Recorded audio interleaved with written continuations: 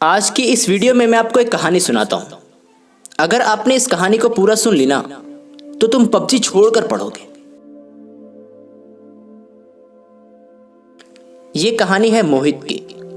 उसने अभी 12th exam पास किया है और पिछले कुछ महीनों से जब वो कॉलेज जा रहा है ना तो पढ़ाई नहीं हो रही है उससे। ज़्यादातर वक्त सोशल मीडिया पर गुजर रहा है। पबजी का बहुत बड़ा दीवाना है। दिन भर पबजी खेलता है। फेसबुक, इंस्टाग्राम, टिकटॉक, इतना ज़्यादा खो गया ना ये सारी चीज़ों में कि उसे लग रहा है कि यही बस उसकी ज़िंदगी है। वो कॉलेज भी जा रहा है तो बस नाम का, ना पढ़ाई हो रही थी ना कुछ और हो रहा था, बस टाइम पास हो रहा था। रात के 1-2 बजे तक पबजी खेलता, टाइम को इतना ज़्यादा बर्बाद कर रहा था कि उसे समझ नहीं आ रहा था कि वो क्या कर रहा है। घर पे उसकी मम्मी पापा सब लोग परेशान थे। सबको फिक्र हो रही थी उसके कैरियर की कि वो कुछ नहीं कर पाएगा। एक बार जब उसके पिताजी काम पे गए थे तो गलती से टिफिन घर पे ही छूट गया था। तो उसकी मम्मी ने मोहित से कहा कि बेटा टिफिन पहुंचा दो। मोहित जाना तो नहीं चाहता था क्योंकि वह पबजी खेल रहा था, लेकिन मम्मी के बार बार बोलने पर वो टिफिन पहुंचाने के लिए गया। इससे पहले पापा का दफ्तर बाहर से देखा था, पर पहली बार वो अंदर गया। वो अंदर गया और एक इंसान से पूछा कि पापा का ऑफिस कहाँ है। तो उस इंसान ने एक छोटे से कमरे की तरफ इशारा किया। कमरे के पास गया और वहां देखा तो एक घंटी थी, और वो घंटी जब जब बजती थी उसके पिताजी कभी चाय तो कभी पानी टिले ले जाया करते थे। मोहित आधा घंटे तक ये सब देखता रहा, फिर घर चला गया।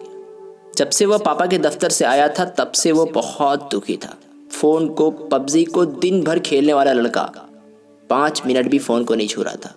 फिर उस दिन मोहित टेंशन में सोचते सोचते सो जाता है। फिर अगले दिन मोहित कॉलेज नहीं जाता है क्योंकि पता नहीं उसके अंदर कौन सी अकबकाहट सी भर गई थी कि वो बार बार सोच रहा था कि यार मेरे पिताजी इतनी मेहनत करते हैं और मुझे हमेशा कहते हैं कि बेटा पढ़ाई कर ताकि तू भी मेरी तरह कष्ट ना झेल सके। मैं कॉलेज भी जाता हूँ तो दिखावे के लिए, पढ़ाई नहीं करता हूँ, घर पे भी नहीं पढ़ता हूँ, दिन रात सोशल मीडिया पर पबजी पर ऑनलाइन रहता हूँ। मेरी माँ जो हर दिन पता नहीं कब से उठकर काम करती है, खाना बनाती है, सबका ख्याल रखती है, और मैं क्या कर रहा हूँ? पबजी खेल रहा हूँ, टाइम को वेस्ट कर रहा हूँ। मुझे ये क्यों नहीं समझ आ रहा है कि मुझे पढ़ना चाहिए यार। मोहित उस दिन अकेले में जाकर खूब रोया और अपने आप को कोसता रहा। उसके बाद उसने डिसाइड किया कि वो पढ़ाई करेगा, जी जान से पढ़ेगा, घर पर भी पढ़ेगा, कॉलेज पर भी पढ़ेगा, हर जगह पढ़ेगा और खूब पढ़ेगा। अब पढ़ाई उसकी चाहत नहीं बल्कि ज़रूरत बन चुकी थी। पहले चाहत थी कुछ बनने की, पढ़ने की, लेकिन अब ज़रूरत थी। उसके बाद उसने पढ़ाई शुरू कर दी, नॉन स्टॉप स्टडी की। किसी की मजाल नहीं था कि उसे कोई रोक पाए पढ़ने से। एक लड़का जो दिन के 6-7 घंटे पबजी खेलता था वो दिन के 6-7 घंटे पढ़ने लगा। उसने ग्रेजुएशन की और यूपीएससी की तैयारी करने लगा, और 1 साल फाड़ के पढ़ने के बाद वो यूपीएससी का टॉप रैंकर बन गया। पूरे इंडिया में उसका रैंक 65 आया। ये बात पूरी मोहल्ले में आग की तरह फैल गई। बाप का सीना चौड़ा हो गया और वो गर्व से कह रहा है कि ये मेरा बेटा है।